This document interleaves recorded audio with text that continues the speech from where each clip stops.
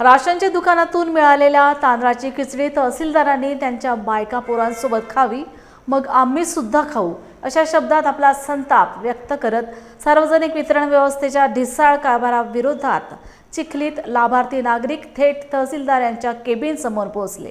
Ration दुकानातून वाटप करण्यात आलेले निकृष्ट दर्जाचे तांदूळ हातात घेऊन त्यांनी चक्क तहसीलदाराच्या कॅबिनसमोरच ते ओतून देत या तांदळाची खिचडी तहसीलदारांनी आपल्या बायका पोरांसोबत खावी, मग आम्ही सुद्धा खाऊ, आमच्या कोंबड्या सुद्धा हा तांदूळ खात नाहीत, असं म्हणत प्रशासनाच्या कारभाराचा तीव्र निषेध नोंदवला।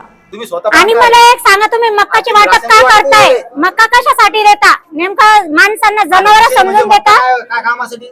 कशासाठी मक्का आहे ते? मक्काचं महत्त्व सांगा मला। ड्राय सीड असते, मक्का खाणं म्हणजे ड्राय सीड असते। आपल्या याच्यात कोणी मक्काचं जेवण करतं का? मक्काची भाकरी खाता का एनी टाइम? नवीन पद्धतीमध्ये काय? अशाच पद्धतीच भेटते का तुम्हाला? हो हो, असंच भेटतं मक्का। आणि हे आम्ही हे आणतो आणि जनावरांना लावतो, आमच्यात वापर होत नाही खाण्याचा। मी काही असं माझ्या गेमिंग आलो काय तर काहीतरी मला झुबली असं पण आलोय नाही वगैरे काहीच नाही की तहसीलदार साहेब माझ्या घरी याव आणि ह्याच भाताची त्याला खिचडी खाऊ घालतो मी विथ फॅमिली, त्याच्या फॅमिली सोबत। घर काही लहान नाही, मग घर लय मोठे आपलं, लय मोठी जागा होती आपल्यापाशी। अख्खं तहसील जेवढं ना तेवढी जागा आपल्यापाशी, तेवढं घर आहे, मग एवढं काही विषय नाही। या आपल्या देताना पद्धतशीर तरी द्या ना तुम्ही, की खाता आलं पाहिजे ना माणसाला। खाण्यासाठी वाटप करताय तुम्ही, खाण्याच्या नावासाठी देताय, मग ते खायचा फायदाच होत नाही तर देता कशाला?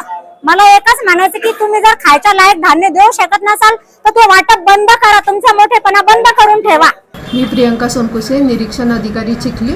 आज तहसील कार्यालयामध्ये एका इस्माने तांदूळ, राशनचा तांदूळ ऑफिसच्या तहसीलदार साहेबांच्या कॅबिनच्या बाहेर आणून ठेवलेला। त्याच्यानंतर त्याच्यामध्ये 80 ते 90% चोरी आढळून आली। हा सगळा प्रकार आज घडलेला असून आम्ही त्यांना लेखी निवेदन देण्याचे सांगण्यात आले आणि लेखी निवेदन देऊन आम्ही तसं वरिष्ठांना कळवण्यात येणार आहे।